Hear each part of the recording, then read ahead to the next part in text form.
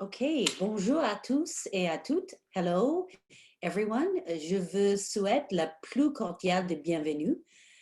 Je m'appelle Jennifer Welch, professeure de gouvernance mondiale à McGill et à la Max Bell School of Public Policy. Et avec mon collègue Frédéric Merin, directeur de Cerium, je suis l'un de vos animateurs pour notre série de 5 débats sur le monde après COVID. Une série qui nous amènera jusqu'au mois de février.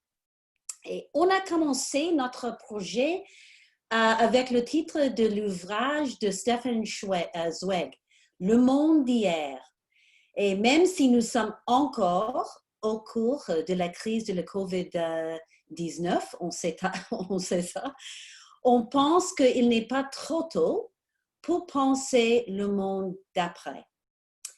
Et alors, since last April, 50 scholars from McGill and from UDM, but also UCAM, HSC, and Concordia, have met virtually to think together about progressive, pragmatic, and social science-based ideas that could improve international cooperation, international security, sustainable prosperity, health, justice, human rights when the pandemic is over.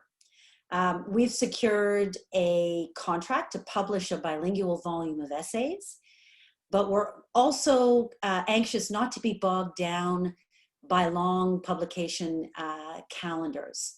So we're now starting to present and debate the ideas. And during each of the 5 debates, we've asked our colleagues to put their ideas to a first empirical test.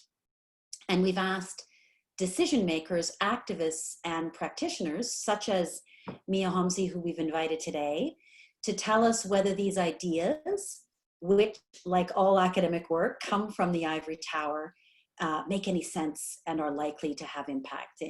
Mais aussi et surtout, c'est votre réaction qui nous intéresse. Alors aujourd'hui, après un tour de table avec nos 2 premiers conférenciers, nous allons nous ouvrir à vos questions. Et le titre d'aujourd'hui, notre deuxième débat, est les conséquences économiques et environnementales de la COVID-19. Is deglobalization good for the environment? Et nous avons 2 de nos rapporteurs et participants énergiques de notre projet pour lancer notre discussion et débat. Premièrement, Peter Deitch, professeur de philosophie à UDM, qui deviendra bientôt l'Université de Victoria et est un chercheur sur les questions normatives liées à la politique économique. Il a écrit sur les questions d'éthique économique, notamment la justice fiscale, les politiques monétaires, etc. Et deuxièmement, Pierre-Olivier Pinault, the chair in energy sector management from HSC in Montreal, who is Quebec's leading energy economist and a frequent commentator on environmental issues. His research focuses on, among other things, electricity trading, sustainable development, and in energy and transportation. Et enfin, pour commencer notre commentaire d'aujourd'hui, on a Mia Homsey, présidente directrice générale à l'Institut du Québec. Elle a été directrice de cabinet adjoint au ministère des Finances du Québec, diplômée à la fois HSC et UDM. Mia intervient régulièrement dans les médias pour commenter les enjeux économiques et budgétaires. Et alors, so we'll begin today with Peter, who has 10 minutes to present his group's essay and to start the debate on our particular theme, followed by Pierre-Olivier, and then we'll invite Mia to present her commentary before Frédéric begins our round of Q&A. So Peter, over to you. Merci beaucoup, Jennifer et Frédéric, de l'invitation de présenter les résultats de nos réflexions. Alors, je présente les résultats de la collaboration avec Vincent Arabundek, Mark Brawley, Alison Christians, Julia Johnson, Christophe Pelk et Ari Fanache. Bien sûr, toutes les bêtises que je dis sont uniquement les miennes dans dans les minutes qui viennent. Alors, notre mandat, c'était d'analyser l'impact de la COVID-19 sur l'économie politique internationale. Et pour structurer cette analyse, on l'a fait selon deux dimensions. D'abord, une dimension temporelle. On a fait une distinction entre la période d'urgence, où c'est vraiment les enjeux sanitaires qui imposent les choix à faire. Ensuite, une période de relance, où la sphère politique commence à donner priorité à des enjeux économiques sur des enjeux sanitaires. On n'est pas sûr, certains gouvernements sont peut-être déjà entrés jusqu'à un certain point dans cette phase-là. Et finalement, une période d'après-crise où on se pose des questions sur les enjeux structurels que cette crise de COVID-19 a encore une fois souligné. Et la deuxième dimension de notre analyse, ce sont trois domaines de la politique économique internationale: le commerce, la fiscalité et la politique monétaire. Alors, ce que je vous propose, c'est de regarder chacun de ces domaines-là, de ces trois domaines, en parcourant les trois périodes temporelles qu'on a analysées. Et comme on nous a posé la question aujourd'hui, est-ce que la globalisation est bon pour l'environnement, j'essaierai aussi peut-être de faire un lien à cette question-là au fur et à mesure. Alors d'abord, le commerce. Qu'est-ce qui s'est passé dans la période d'urgence quand COVID-19 a frappé? Alors, il y a deux facteurs qui distinguent cette crise d'autres crises qu'on a connues dans le passé. D'abord, ce sont les restrictions sur l'exportation d'équipements médicaux. Et la deuxième chose, c'est la critique soutenue qu'on a vue par rapport aux chaînes d'approvisionnement internationales. Donc, on a vraiment vu des intérêts nationaux qui étaient en conflit les uns vis-à-vis aux autres. Et ceci a aussi amené à des appels d'autosuffisance dans la production de certains biens. À notre avis, ce serait une erreur coûteuse d'aller trop dans cette direction d'autosuffisance. Et il y a des alternatives. Par exemple, on pourra limiter la concentration dans certains marchés d'équipement médical, par exemple. Dans la deuxième période, la période de relance, il faudra justement résister la tentation du paternalisme et du protectionnisme, excusez-moi, c'est la déformation professionnelle. Une étape nécessaire dans cela, c'est que les États-Unis devraient arrêter de bloquer la nomination de juges sur la Cour d'appel de l'Organisation mondiale du commerce, ce qui risque en fait actuellement d'incapaciter cette institution. Si on regarde un peu plus dans le long terme, pour les réformes structurelles à faire dans le domaine commercial, alors, au lieu de tenter de retourner des emplois au Canada, aux États-Unis ou ailleurs, il faudra mettre en place des politiques d'ajustement, de compensation et aussi de formation pour les travailleurs qui ont perdu leur emploi à cause du commerce international. De manière générale, on observe que dans des régions où on a fait ça, il y a beaucoup moins de résistance à la globalisation et au gain global que la globalisation offre. Alors, de manière générale, si on ne veut pas aggraver la crise économique post-Covid, il faudra relancer une vraie coopération dans le commerce international au lieu de se tourner vers le protectionnisme.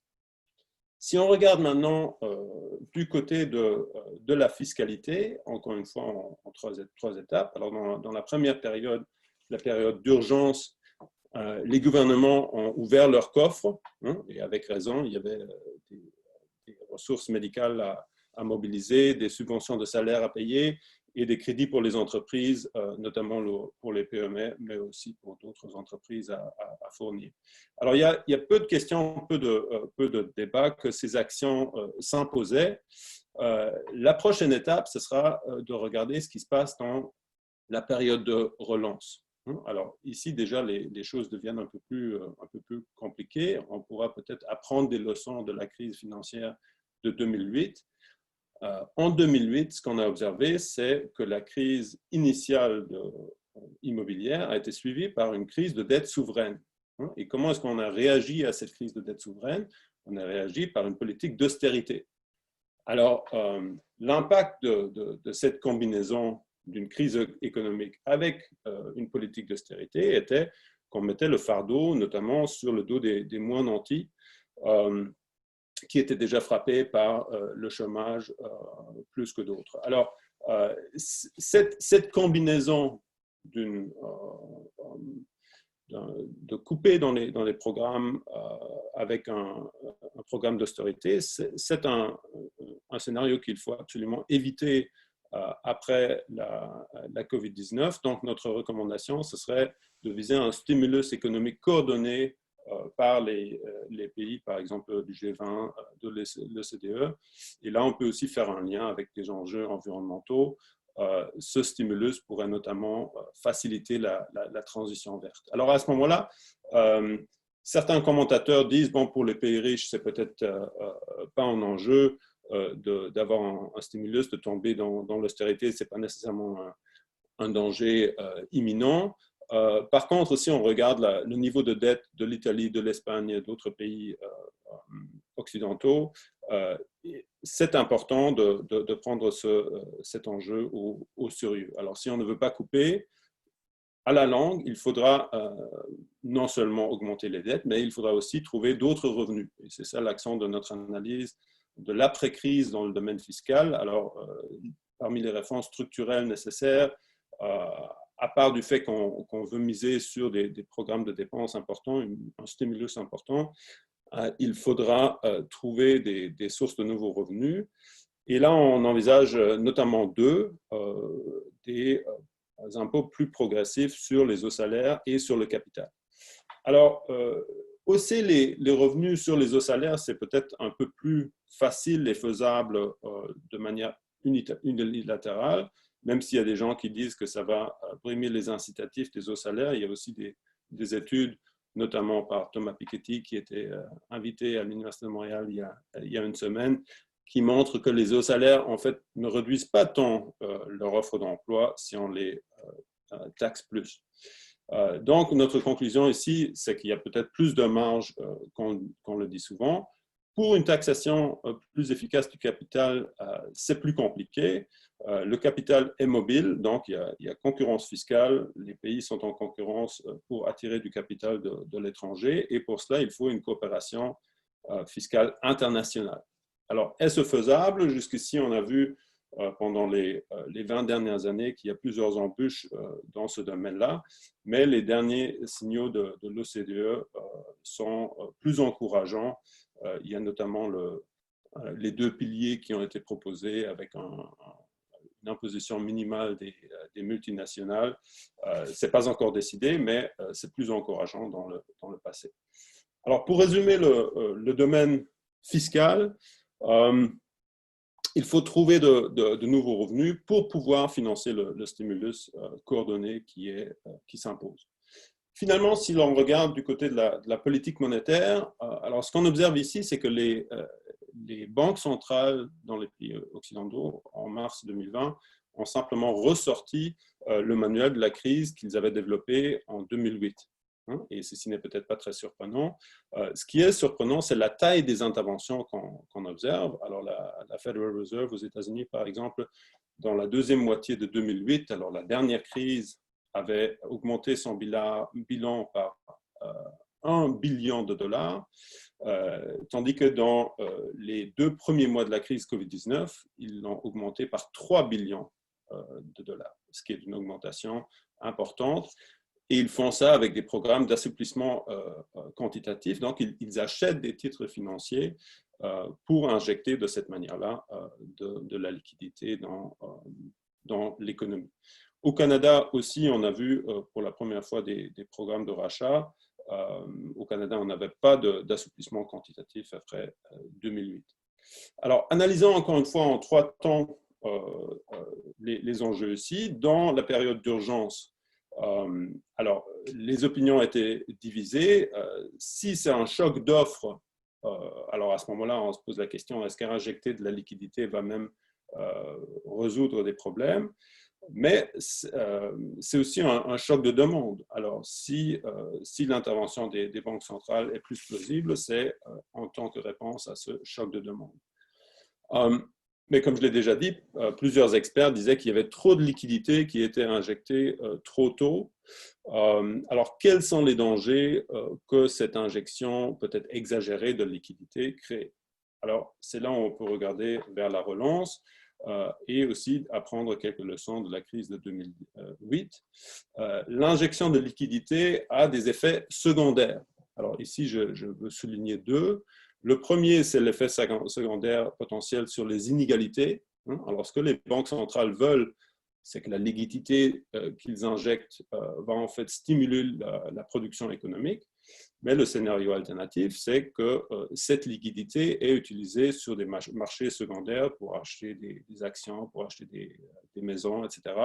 Et donc, ce qu'on voit, ce n'est pas une stimulation économique, mais des bulles sur des marchés d'actifs. Et en fait, si vous regardez les développements sur le marché des actions aujourd'hui et aussi les marchés immobiliers, on a des fortes indications que c'est de nouveau ce qui se passe.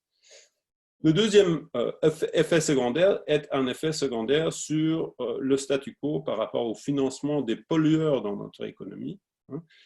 Avec les programmes de rachat, les banques centrales achètent le marché. Donc, ils achètent les entreprises selon leur capitalisation actuelle. Et cette capitalisation reflète le fait que nos économies sont encore très intensives en énergie fossile. Donc, quand les banques centrales font cela, ils freinent, si vous voulez, la transition vers une économie plus verte. Donc, à la longue, ce qu'on recommande dans le contexte de politique monétaire, c'est que à la fois les banques centrales et ceux et celles qui leur donnent leur mandat, donc les législatives, devraient prendre au sérieux les effets secondaires de ce que les banques centrales font, à la fois sur les inégalités économiques et sur la transition vers une économie plus verte. Alors, en somme, je sais que j'ai déjà pris 1 ou 2 minutes plus que j'avais. On fait face à des défis importants dans les 3 domaines, le commerce, la fiscalité et la politique monétaire. Et si on répond mal à ces défis, ce qui est une réelle possibilité, on va à la fois exacerber les inégalités et freiner la transition vers une économie plus verte. Voilà. Merci beaucoup. Alors j'enchaîne, je crois que c'est à mon tour. Alors nous on avec mes collègues Maya Yegen, Éric Lachapelle, Justin Leroux et Amish Van der Ven, nous nous sommes penchés sur les questions environnementales liées à la Covid. La question du jour aujourd'hui, c'est la démondialisation est-elle bonne pour l'environnement? On n'a pas directement, collectivement répondu à cette question-là, mais je commencerai par dire non. Grosso modo, ça n'est pas particulièrement bon pour l'environnement, ou du moins pas suffisamment bon pour l'environnement. Et je vais essayer d'expliquer pourquoi à travers le raisonnement qu'on a mené dans le chapitre.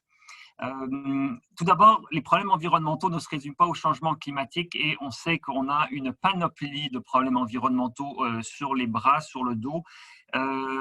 Les problèmes d'air, de biodiversité, les océans qui se dégradent, l'acidification des océans, les côtes, l'érosion des côtes, les montées des niveaux des mers qui vont submerger, mais qui sont liées au changement climatique, mais malgré tout, qui sont distincts, les terres, la désertification, les sols qui sont de plus en plus pauvres, et évidemment l'eau douce, les problèmes d'eau douce, d'accès à l'eau douce qui s'amplifient. Donc on a une panoplie de problèmes environnementaux et juste une démondialisation ne suffira pas à régler ces problèmes-là. Pourquoi? Parce que on peut caractériser ces problèmes environnementaux comme des problèmes super épineux, super wicked problems, qui sont caractérisés par une urgence temporelle. Il y a urgence d'agir. Il y a un problème dans le fait que ceux qui causent le problème sont les mêmes qui doivent résoudre le problème. Et donc, quand on est à la fois la cause et qu'on est on a des raisons d'agir de cette manière-là. Et donc, s'il faut qu'on change notre propre comportement, ce n'est pas toujours facile.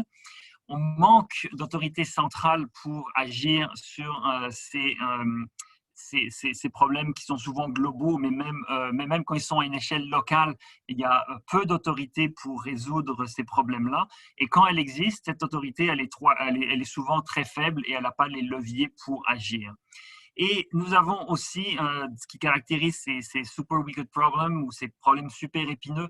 La quatrième caractéristique, c'est elles sont caractérisées par la tendance des acteurs, des humains à agir à court terme, alors qu'il faudrait privilégier le long terme et Donc, on a ces problèmes-là et ça ne se résume pas à une mondialisation. La mondialisation a probablement exacerbé certains aspects des problèmes environnementaux, mais on a toute la capacité, malheureusement, toute la capacité locale à agir sur l'environnement de manière négative. Et si on voulait simplement polluer localement, ça serait possible. Donc, il faut trouver des solutions, il faut trouver des manières d'agir et de changer de changer les patterns pour pouvoir agir sur ces problèmes-là.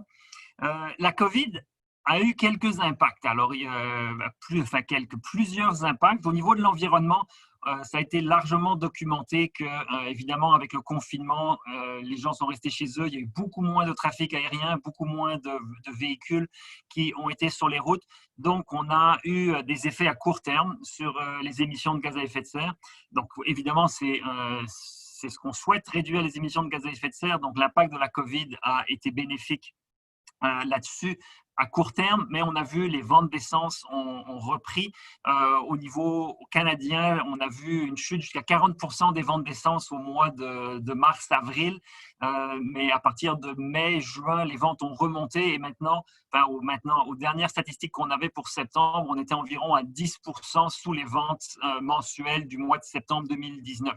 Donc, nous sommes pas mal revenus au même niveau en termes d'hydrocarbures.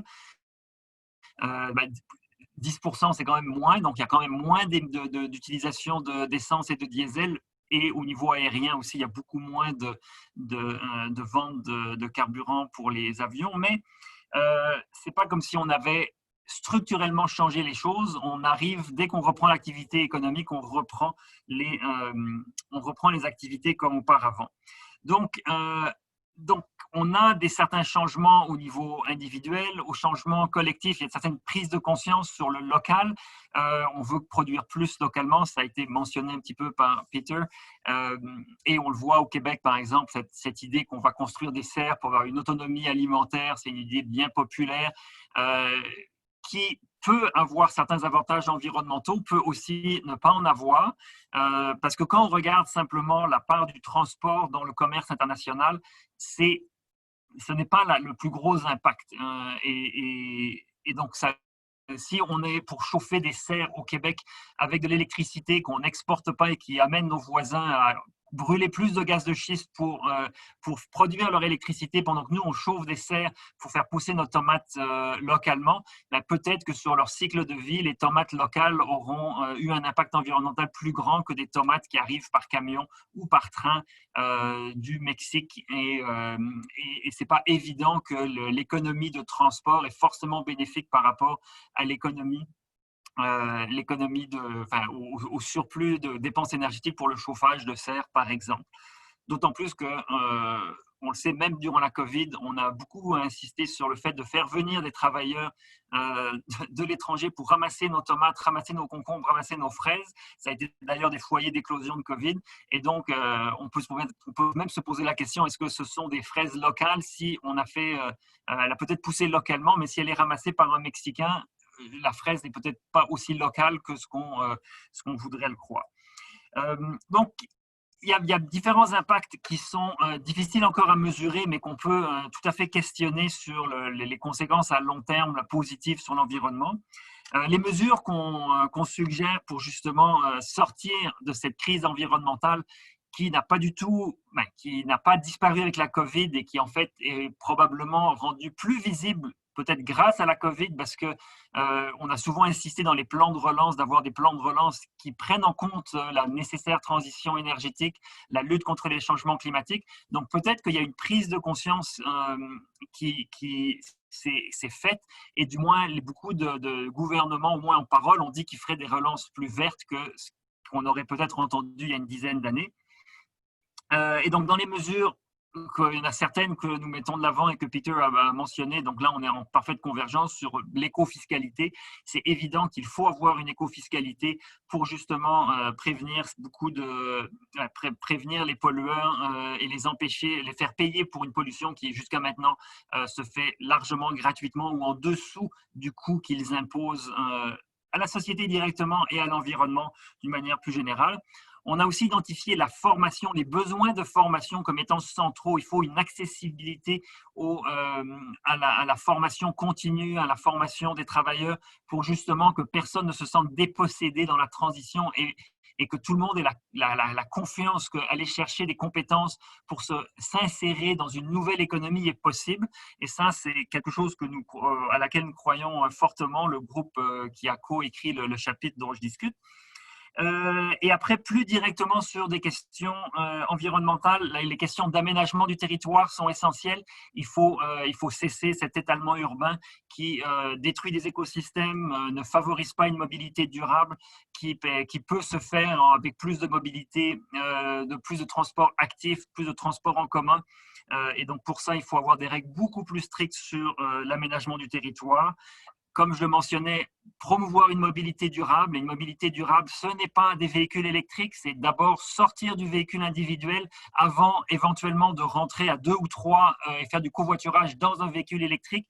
Mais malheureusement, c'est un message qui est encore très, très peu entendu. On entend beaucoup cette idée qu'on va électrifier les transports, mais avant d'électrifier, il faut d'abord assainir la mobilité et revenir à des modes de transport plus durables, plus en commun, plus actifs, extrêmement important.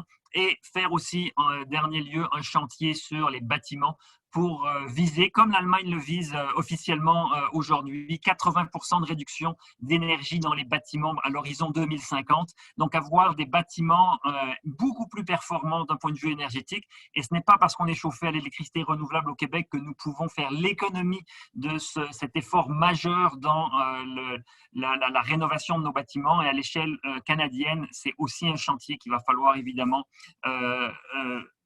auquel il va falloir s'attaquer si on veut atteindre la carboneutralité en 2050. Donc, en résumé, cette démondialisation, elle n'est que partielle. On a très vite repris toutes nos habitudes de consommateurs d'iPad et de véhicules dès qu'on a pu retourner dans les magasins. Et encore une fois, ce qui est local n'est pas forcément vert, et pour retourner vers des pratiques plus écologiques, il faut vraiment revoir plus en profondeur nos modes de fonctionnement et notre gouvernance avec notamment des institutions nationales et internationales plus fortes avec des pouvoirs d'action, en préservant évidemment et en agissant de façon très concrète sur les inégalités que Peter a aussi mentionnées, mais qui sont essentielles si on veut avoir une transition énergétique. Il faut qu'elle soit juste, il faut qu'elle soit équitable, il faut qu'il n'y ait aucun groupe se sente dépossédé par cette transition. Et c'est là où une éco-fiscalité et une fiscalité beaucoup moins régressive doit se déployer. Je me tairai ici et je laisse Mia commenter et ajouter sa touche. Merci, Peter. Merci. Merci, Peter, et merci, Pierre-Olivier. Alors, Mia, bienvenue. Merci, merci. C'était vraiment intéressant. Puis j'ai lu aussi ce que vous avez écrit avec beaucoup d'intérêt. Je commence en mentionnant de nouveau la question thématique. C'est la démondialisation est-elle bonne pour l'environnement? Hier, on avait des données, pas hier, mais récemment, qui montraient que le volume de commerce international a déjà retrouvé son niveau d'avant la pandémie en 7 mois, alors que ça avait pris 29 mois après la crise de 2008. Donc, c'est 4 fois plus rapide. Ce que ça laisse transparaître, c'est que peut-être qu'il y a une déconnexion entre un discours qu'on entend partout, de durcissement des frontières, de tendances protectionnistes, qui laisse penser qu'on s'en va vers un monde qui est de plus en plus démondialisé, mais quand on regarde les données, c'est pas ça nécessairement qui semble se passer au niveau économique. La consommation de biens est en forte croissance parce que les services la consommation de services est empêchée à cause des mesures de restriction sanitaire. Puis ce qu'on voit, c'est que ça s'est transféré en une augmentation de la consommation des biens et c'est ce qui fait que le commerce a repris de façon si vigoureuse cette fois-ci. Il y a une situation qu'on regarde partout sur la planète, puis encore plus près de nous, l'énoncé économique fédéral d'hier, la stratégie de relance est basée sur la consommation. On injecte des liquidités dans le système. On espère que la consommation privée va reprendre le dessus. Et des mesures comme des chèques aux familles qui servent à les faire consommer, c'est une partie majeure donc de la reprise, ce qui tend à laisser penser qu'on reproduit ce qu'on connaît, mais de façon encore plus intensive parce qu'on a peur d'une déstructuration de l'économie. Ça va nous amener dans un monde post-COVID avec des tensions qui risquent d'être encore plus fortes parce qu'on épuise de fois en fois les outils de relance. Les taux d'intérêt étaient déjà bas. On a utilisé des nouvelles méthodes, des politiques monétaires qui existaient, mais qu'on a poussé tellement plus loin qu'on est un peu dans l'inconnu. Ça se fait au niveau de la planète. On ne sait pas ce qui va arriver avec l'inflation, etc. Mais il y a quand même une pression qui monte au niveau de l'endettement des gouvernements, une pression sociale qui monte parce qu'on a vu que les inégalités ont été exacerbées, tant au niveau des groupes touchés que des secteurs touchés. On arrive dans un monde qui est beaucoup plus fragmenté et l'importance, comme vous l'avez tous les deux mentionné, d'une espèce de coordination internationale est plus que jamais nécessaire. Je pense surtout d'un point de vue fiscal, oui, d'un point de vue du commerce, d'un point de vue fiscal, puis d'un point de vue social. Mais paradoxalement, nos institutions sont affaiblies internationales. Et comme vous l'avez mentionné, au niveau de l'environnement économique, bien, on a réagi de façon encore moins coordonnée, encore plus individualiste qu'en 2008. Ça s'annonce d'être comme ça aussi au niveau de la santé publique puis de la vaccination. Et ce qui est intéressant, j'ai trouvé comme l'élément initial de réflexion que vous avez amené au niveau de la réflexion plus économique, c'était un peu, il ne faut pas qu'on développe des réflexes protectionnistes, puis il faut qu'on garde un peu ce qu'on avait en termes d'ouverture, de mondialisation pour continuer à bénéficier des avantages qu'on avait avant. Donc, qu'on ait des réflexes de protéger nos économies, alors que d'un côté plus environnemental, on a un peu la réaction qui peut être inverse en se disant, bien, on va essayer de réduire les déplacements, de réduire le mouvement peut-être des biens, tout ça pour limiter la pollution les émissions qui peuvent en découler et les impacts négatifs sur l'environnement. Donc, il y avait d'un côté une crainte d'un retour à un monde comme avant, avec une consommation excessive, puis de l'autre côté, un certain encouragement à un retour au monde d'avant sur une consommation, puis une façon d'être globalisée dans cette consommation. Donc ça, il y a un paradoxe là. Est-ce qu'il faut consommer plus? Est-ce qu'il faut consommer comme avant ou est-ce qu'il faut changer? Le grand point de convergence, puis je suis tout à fait d'accord avec vous, c'est vraiment l'éco-fiscalité, une taxation plus équitable, mieux coordonnée au point de vue international. Moi, de ce que vous avez dit et de ce que je pense personnellement, il y a vraiment deux éléments qui seraient les plus porteurs au niveau de la coordination internationale. C'est qu'un jour, il va falloir limiter cet endettement-là. C'est correct de s'endetter quand ça va mal, mais il faut pouvoir aussi retourner à une situation fiscale et budgétaire beaucoup plus soutenable parce que c'est inévitable, il y aura une autre crise à un moment donné, puis là, on commence à épuiser toutes les munitions pour gérer comme gouvernement ces crises-là. Les gouvernements assument les coûts pendant la crise, mais après, il faut aller trouver, dans le fond, qui a bénéficié d'une certaine façon, peut-être de façon disproportionnée de ces ressources-là. Ça semble être les gens qui ont plus de moyens. Certaines industries, certains secteurs, certaines entreprises, certains groupes de la population en ont plus bénéficié. Donc, je pense que peut-être l'opportunité de travailler de façon plus concertée internationalement et où nos instances internationales pourront apporter des solutions, c'est vraiment au niveau du retour à une situation fiscale plus soutenable en limitant les trous au niveau de la fiscalité internationale et avec des solutions justement comme faire payer les pollueurs, les secteurs les plus pollueurs, aller taxer la richesse là où elle se trouve, avoir peut-être une suggestion que vous aviez, un impôt corporatif minimum de façon internationale. Ça apporterait des solutions qui vont dans la bonne direction, selon moi. Les plans de relance ont été faits de façon rapide, de façon à injecter un maximum de liquidité, d'aider un maximum de personnes rapidement et n'ont pas pu prendre en compte les éléments plus structurants, plus structurels dont vous parlez. Il faut que ce soit intégré à la relance. Et la formation et l'éducation, au niveau des inégalités, moi, c'est ce que je pense qui est le plus porteur. C'est vraiment d'aller à la base et d'assurer qu'on a un accès à l'éducation, des formations qui vont dans le sens des besoins de demain. Et ça aussi, je pense que d'un point de vue de coopération internationale, c'est quelque chose qui se fait parce que c'est quand même un enjeu planétaire, un accès à une formation, une éducation initiale et tout au long de la vie accessible et de qualité. Je pense que ça devrait, par là, les inégalités. Personnellement, d'intégrer la considération des inégalités dans un mandat de banque centrale, moi, je pense que ça peut, théoriquement, ça peut être bon, mais ça peut être très dangereux aussi d'ouvrir à des éléments plus sociaux comme ça. Ça peut aller d'un bord ou de l'autre, donc il y a un risque important associé à ça, selon moi. Je pense qu'en visant une coordination de la fiscalité pour l'assainissement des finances publiques et une éducation, une formation de qualité de manière générale et axée sur les enjeux d'avenir, justement, comme l'éco-fiscalité puis tout ce que ça implique sur le marché du travail, ça serait peut-être les éléments les plus porteurs. Comment sera la consommation de demain? Je trouve que ça augure pas nécessairement bien ce qu'on a vu à date, mais je crois que c'est effectivement l'éco-fiscalité, c'est la vraie piste parce qu'à date, on a été beaucoup dans la carotte et pas beaucoup dans le bâton. Et les gouvernements ont peur de ça. Et pourquoi ils ont peur de ça? Je pense que les Gilets jaunes en France, c'était la meilleure illustration. Ce n'est pas populaire.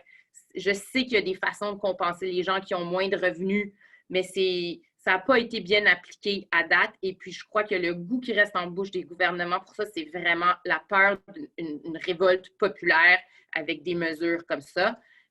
Moi, j'y crois personnellement que c'est ça qu'il faut faire parce que ça prend vraiment une conséquence aussi financière pour les pollueurs.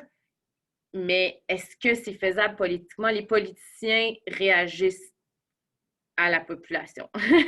Ils agissent en fonction de ce qu'ils voient que les gens veulent et demandent.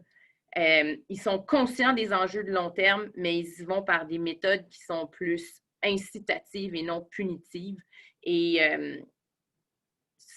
on verra si cette fois-ci, il y aura plus de courage politique sur ce point de vue-là, mais personnellement, je ne vois pas comment on va y arriver à moins de sentir une urgence, parce que peut-être ça sera une prochaine crise environnementale qui déclenchera cette urgence, je ne sais pas, mais pour l'instant, on est parti pour faire plus de ce qu'on connaît, selon moi. Merci, Mia Homsi, d'avoir accepté notre invitation et merci à Peter et Pierre-Olivier d'avoir présenté les travaux menés au sein de leur groupe respectif. Alors, maintenant, c'est le temps de poser des questions ou de réagir à ce qui a été dit. Il y a deux façons de procéder. Soit vous faites comme Patrick Rondeau qui pourra poser la première question. Vous allez dans l'onglet « Participants » et vous levez votre petite main bleue. Ou si vous êtes un peu timide, ce qui est correct aussi, vous pouvez poser votre question dans le clavardage et j'essaierai de faire le suivi. Tout ce que je vous demande, c'est de poser une question relativement succincte et idéalement de l'adresser directement à la personne que vous souhaitez entendre. Patrick, la parole est à vous. Merci beaucoup. Patrick Rondeau, conseiller syndical Fédération des travailleurs et travailleuses du Québec. Écoutez, sur la question de la peur que les gens se soulèvent, je pense que du moment où on les implique, ça aide de beaucoup. Donc, j'aimerais vous entendre là-dessus à savoir est-ce que vous êtes d'accord qu'on devrait impliquer les travailleurs et les travailleuses dans les plans de décarbonation et les décisions publiques. Donc, d'une façon, non pas juste accompagner les travailleurs, mais les impliquer dans les décisions. Et l'autre question serait au niveau des plans de sauvetage des entreprises. De notre côté, nous demandons à ce qu'il y ait des règles d'éco-conditionnalité, c'est-à-dire qu'on ne fasse pas que sauver un secteur, mais qu'il soit assujetti aussi à des conditions quant à l'impact climatique et le maintien des emplois. Donc, j'aimerais vous entendre là-dessus. La question s'adresse aux trois personnes. Peter, je vais commencer puisque bon, micro est ouvert. Je pense que c'est certain qu'il faut. Moi, c'est une possibilité effectivement qu'il y ait un soulèvement, un certain soulèvement populaire. Les gens n'aiment pas payer, les humains n'aiment pas payer d'une manière générale, mais il faut leur expliquer, je crois, que la transition énergétique, en fait, c'est une manière d'économiser. Parce qu'aujourd'hui, on paye beaucoup, on investit dans le problème, on investit dans des gros véhicules qui restent stationnés, on investit dans de l'essence qui pollue. Donc, on investit beaucoup d'argent et donc il faut simplement. Il faut se rendre compte que la mobilité durable coûte moins cher que la mobilité individuelle telle qu'on la pratique aujourd'hui. Et ça, c'est mal expliqué. Et donc, il faut faire des gros efforts pour embarquer tout le monde là-dedans. Et le deuxième volet, l'éco-conditionnalité, oui, on a mentionné dans notre chapitre, ce que je pense qu'il faut, c'est qu'avoir, et c'est ce qui est une proposition que notre groupe de travail, dans lequel en fait Patrick Rondeau faisait partie lors des comités pour une économie verte, du plan pour une économie verte que le gouvernement a sorti la semaine passée, mais c'était justement qu'il y ait des plans de décarbonisation dans les secteurs industriels. Il faut que chaque industrie fasse des plans pour qu'on sache comment aider ces industries-là. Mais à défaut d'avoir un plan, il ne faut pas les aider à continuer à perpétuer les mêmes choses. Donc, entièrement d'accord avec cette idée d'avoir un plan de décarbonisation avant d'aider des industries. Peter? Deux points. Alors, le premier point par rapport à l'implication des travailleurs dans les décisions pour une transition verte, je suis tout à fait d'accord. Alors, il ne faut pas seulement avoir des programmes de formation, de compensation, etc., mais il faut faire en sorte que tout le monde fait partie de ces décisions-là et se les approprie. Alors, je suis tout à fait d'accord avec vous que c'est une bonne idée de le faire. Une autre idée, et je souligne que ce n'est pas une idée de mon groupe, mais c'est juste une idée que j'ai eue dernièrement par rapport à la possibilité d'un soulèvement de la population. Notez ce qu'on a fait dans la politique monétaire il y a 40 ans dans une situation similaire. Hein. Au lieu de prendre des décisions non populaires au gouvernement américain, on a fait en sorte qu'on a une banque centrale indépendante et c'est cette banque centrale qui a pris les décisions nécessaires mais non populaires. Hein. À mon avis, aujourd'hui, il n'y a aucun domaine politique dans lequel une agence indépendante s'impose de manière plus claire que le domaine environnemental. Pour les raisons que Pierre-Olivier et ses collègues ont soulignées dans leur texte, notre configuration psychologique en tant qu'être humain est telle qu'on ne va pas prendre les décisions nécessaires si on est sur un cycle de 4 ans d'élection. Alors, je vais vous mettre dans le chat un petit blog que j'ai écrit, que j'ai publié lundi, qui nous appelle pour créer une agence indépendante sur l'environnement, si ça vous intéresse. Mia, est-ce que tu veux ajouter quelque chose? Si oui, il faut allumer ton micro. Oui, moi, je suis entièrement d'accord. Je pense que quand je dis qu'il faut faire différemment pour le retour à l'équilibre budgétaire là, ou l'assainissement des finances publiques de manière générale, c'est exactement ça. C'est l'éco-conditionnalité, par exemple, liée aussi de l'aide publique à des contraintes par rapport à la rémunération des dirigeants, à la responsabilité sociale des entreprises. Je veux dire, si on n'utilise pas des moments critiques comme en ce moment pour faire ce genre de changement un peu douloureux, je ne vois pas comment on va le faire ni quand on va le faire. Donc oui, pour répondre à vos questions, moi, je suis tout à fait en faveur de ça. Merci. Réponse très, très, très claire. Alors, j'ai une deuxième question de la part de Jérôme.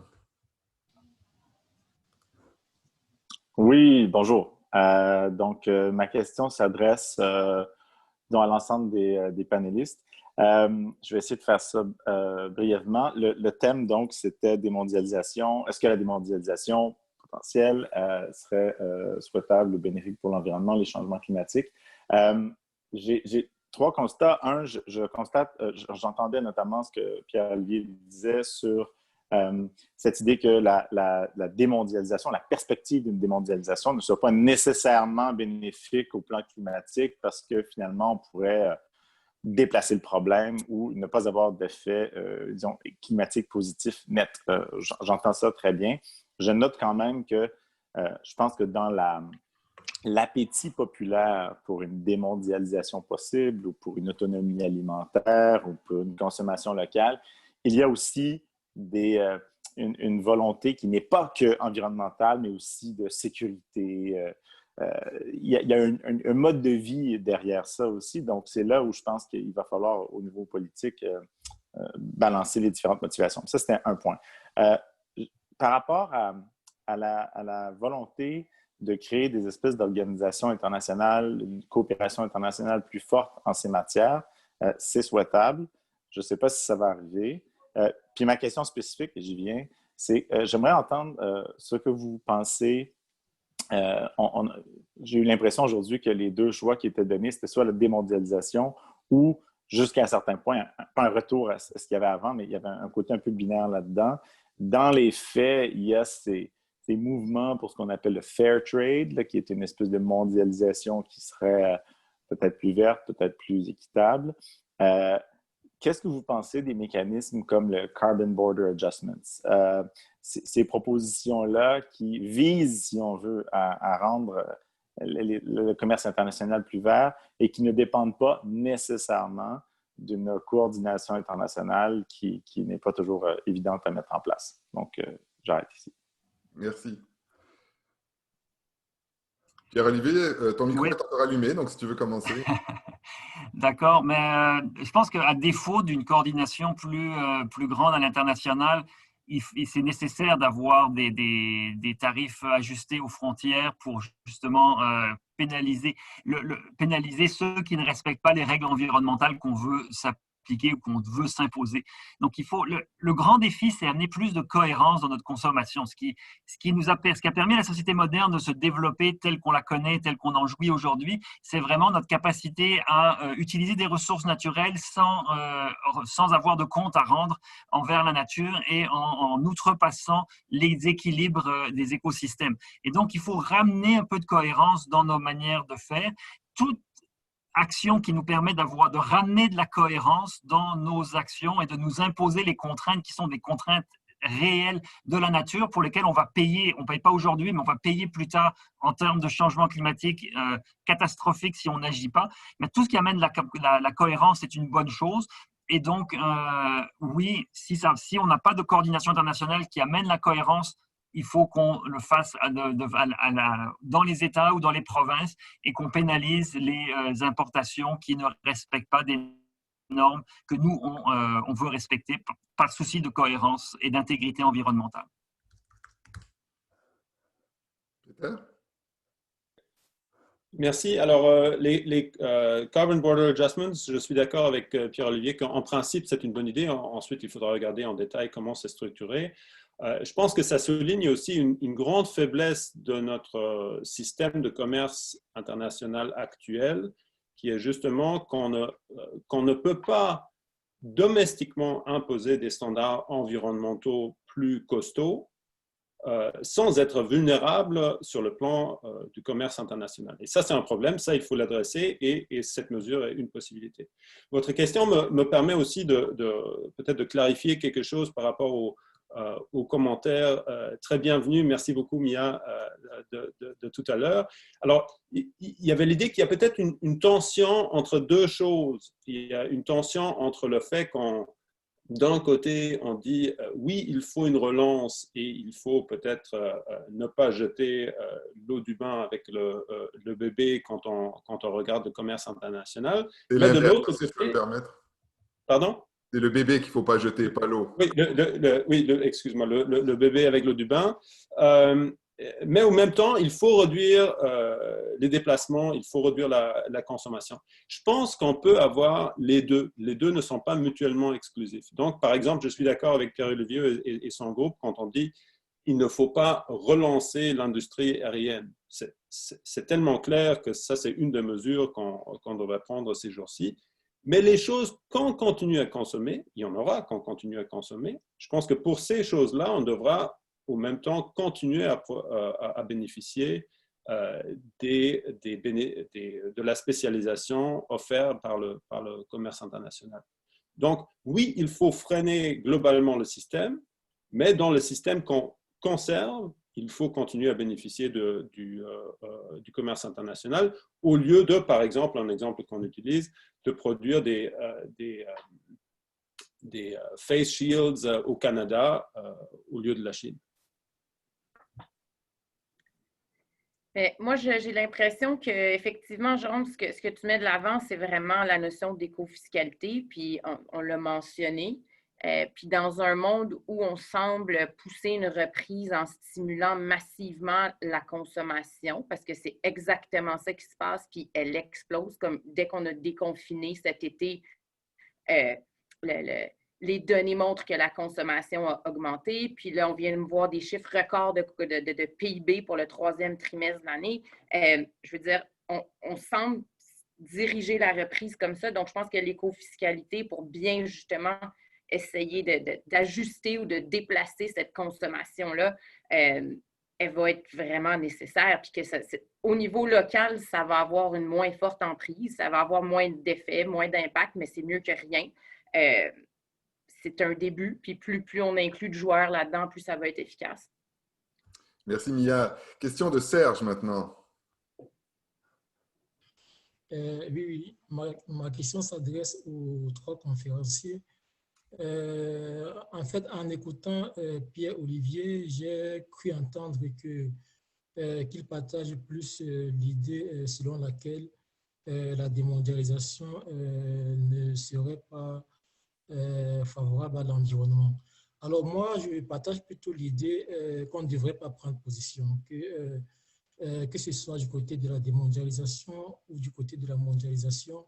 Des 2 côtés, n'est-ce pas, il y a des avantages et des inconvénients pour l'environnement et que la société devrait plutôt, n'est-ce pas, naviguer entre démondialisation et mondialisation. Et pour moi, naviguer entre démondialisation et mondialisation, c'est savoir faire la part des choses. Donc, est-ce que vous ne pensez pas que il y a un certain équilibre de force de part et d'autre et qu'on devrait plutôt naviguer entre les 2 plutôt que de prendre position pour l'un ou l'autre? Voilà, c'est ma question. Merci, Serge. On continue la tradition. Mais je pense que personne ne veut arrêter d'échanger, personne ne veut arrêter donc de recevoir et d'avoir une certaine spécialisation. Donc, on se rend tous compte qu'il y a des bénéfices à avoir des avantages concurrentiels différents et à échanger et donc à avoir une certaine mondialisation. Ce qui est important, c'est de ramener des contraintes qui permettent d'avoir des échanges qui sont plus respectueux, des échanges, mais surtout de la production qu'il se trouve ailleurs ou chez nous. Il faut que cette production et ces échanges soient respectueux des limites de nos écosystèmes. Et c'est ça qu'on n'a pas. Donc oui, il va falloir trouver un équilibre entre mondialisation et démondialisation. Et cet équilibre, ça va être dans le respect de ces limites des écosystèmes et des limites de l'environnement, limites qu'on a largement outrepassées depuis probablement plus de 50 ans en ne respectant pas justement nos écosystèmes. Donc, ce retour à ces limites-là va nous ramener dans un contexte plus favorable à l'environnement et va garder certains acquis de la mondialisation et va probablement rapatrier certaines activités plus locales, mais je ne pense pas que ça soit un enjeu clé. Pour revenir à la première partie de la question de Jérôme tout à l'heure qui disait que les gens voulaient faire des choses localement, pas tant pour des raisons environnementales, mais pour des raisons de sécurité, d'approvisionnement ou autre.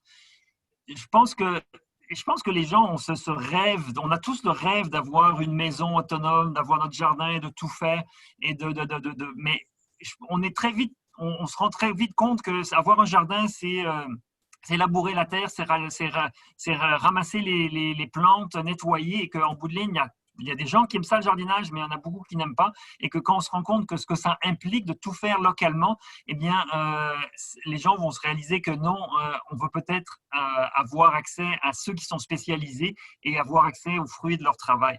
Donc, ce qui est le plus important, puis là je me répète, c'est simplement le respect des règles pour préserver l'environnement. Bon, je vais enchaîner, mon micro est ouvert. Moi, j'ai l'impression que les forces de la mondialisation sont, surtout d'un point de vue économique, l'intégration économique, sont beaucoup plus fortes que ce qu'on pense. Là, on le voit dans les données. Puis, je ne pense pas qu'il y a intérêt ni intention de le ralentir. Je dirais même au contraire. C'est une meilleure coordination pour que le discours, la partie plus politique, puis la partie plus humaine, là, opinion, impression des bénéfices de la mondialisation soit mieux expliquée, mieux compris, mieux ressenti, puis que ce soit une meilleure mondialisation d'une certaine façon, parce qu'une démondialisation qui ferait augmenter les coûts, ça peut appauvrir d'une certaine façon, puis se faire au détriment des individus. Ça semble mieux, mais l'aspect résilience dont on parle, là, qui incite à cette démondialisation-là, a aussi des coûts que les gens vont sentir. Donc, il y a un rôle d'explication aussi là-dedans. Très, très brièvement, alors je suis d'accord avec Serge que c'est une question ouverte et empirique. Dans quel contexte la mondialisation ou la démondialisation sont préférables du point de vue environnemental, hein? Comme les exemples de Pierre-Olivier de tomates produits ici ou ailleurs tout à l'heure le démontrent. Je pense que le problème qu'il faudra absolument résoudre, et ça revient au point tout à l'heure des Carbon Border Adjustment, l'absence de régulation stricte environnementale ne peut pas être un avantage compétitif pour un pays. Alors, que le iPad produit en Chine soit moins cher parce que la main-d'œuvre en Chine est moins chère, d'accord, mais que le iPad produit en Chine soit moins cher parce que les régulations environnementales sont moins strictes là-bas, ça crée une dynamique dans laquelle on ne résoudra jamais le problème. Donc, c'est ça le problème pour lequel il faudra trouver une solution. Une possibilité sont les Carbon Border Adjustments. Peut-être il y en a d'autres. Alors, il nous reste 3-4 minutes et en attendant que peut-être une dernière personne lève la main pour poser une question, moi, je vais vous en poser une et pour ce faire, je vais rebondir sur l'intervention d'Hubert Rioux dans le clavardage. Vous avez parlé de la mondialisation comme étant quelque chose qui peut être en partie réglementé, encadré, notamment par le biais de l'écofiscalité, mais quid de la Chine, c'est-à-dire d'un pays qui peut-être ne voudra pas jouer ce jeu d'une réglementation à l'échelle planétaire. En d'autres termes, est-ce qu'il n'y a pas un risque qu'il y ait des dirigeants, par exemple, qui disent « je ne vais rien faire parce que même si on s'entend, disons, avec les voisins immédiats, à la fin, on va perdre face à un rival chinois, en tout cas dans une perspective mercantiliste. » Comment est-ce que vous intégrez finalement la Chine dans la solution? Moi, je crois que la Chine est déjà en fait avancée à plusieurs égards dans les solutions. Et la Chine a pleinement conscience des problèmes environnementaux. Il en souffre probablement davantage que nous. Donc, ça serait faux de croire que la Chine ne veut pas trouver de solution. Mais par ailleurs, indépendamment de la Chine, qui, je crois, avance là-dessus à son rythme, on a tout à gagner pour des raisons purement égoïstes à avoir un meilleur environnement local, à avoir moins d'inondations, moins de problèmes dans nos écosystèmes, mieux contrôler nos inondations, mieux contrôler les territoires, garder des écosystèmes en santé chez nous. Et donc, on a l'essentiel des gains qu'on va faire en environnement, ils vont se répercuter directement par une meilleure qualité de vie chez nous. Polluer, ça nous coûte cher. Au Québec, c'est 40% de nos émissions de gaz à effet de serre, c'est le transport. Notre système de transport nous coûte très cher. On dépense plus de 20 milliards de dollars par année pour des nouveaux véhicules qui sont trop gros, surdimensionnés, qui restent stationnés 23 heures sur 24. Encore aujourd'hui, on investit dans le problème. Cet argent-là, on pourrait l'investir dans la solution. Et ça, c'est directement de l'argent qui va rester dans nos poches pour nos industries, pour un meilleur environnement et une meilleure santé. Parce que quand on reste assis sur notre siège de véhicule, on ne fait pas de sport comme si on pourrait faire si on faisait du transport actif. Donc, il y a vraiment un cercle vertueux qu'on pourrait ramener et qui serait à l'avantage économique du Québec et à l'avantage environnemental du Québec.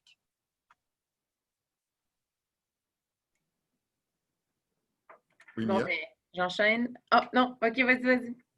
OK. Mais la Chine a aussi des intérêts dans le commerce mondial, je veux dire. C'est intimement lié, puis on peut pas, je pense qu'ils sont bien conscients que de ne pas jouer selon certaines règles pourrait avoir des impacts économiques aussi, au-delà du fait qu'ils sont très conscients des enjeux environnementaux parce qu'ils les vivent, qu'ils sont capables de réglementer efficacement là-dessus aussi. Ils ont trop d'intérêt économique à faire partie d'un monde intégré économiquement pour se soustraire aux règles du jeu de façon trop brutale. Merci, Peter. Oui, je pense que je serais d'accord. Alors, implicitement, mes deux collègues ne semblent pas vouloir donner un statut spécial à la Chine comme l'obstacle principal dans le contexte environnemental. Je serais d'accord. Alors, moi si j'avais à choisir un obstacle singulier, ce serait plutôt les États-Unis que la Chine. Comme Pierre-Olivier le dit, la Chine, sur plusieurs dossiers, est peut-être plus avancée. Dans le domaine de l'environnement, c'est peut-être, comme je le disais tout à l'heure, c'est peut-être un avantage qu'il ne fonctionne pas selon des structures démocratiques, parce que les décisions qui s'imposent se prennent plus facilement de cette manière-là. Alors, je ne suis pas en train de dire qu'il ne faut pas viser des régimes démocratiques, mais dans ce contexte précis, je pense que c'est un avantage pour la Chine de pouvoir fonctionner comme ça. Merci, Peter. Alors, si Jennifer me le permet, je vais laisser Michael poser la dernière question de ce deuxième débat midi. Michael, la parole est à vous.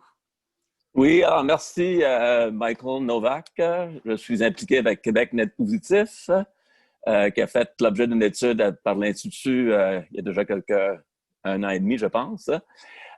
Mais disons, la mondialisation amène, disons, la possibilité d'exporter en dehors de nos frontières et trouver des clients qui apprécient la valeur ajoutée à cause de certains attributs.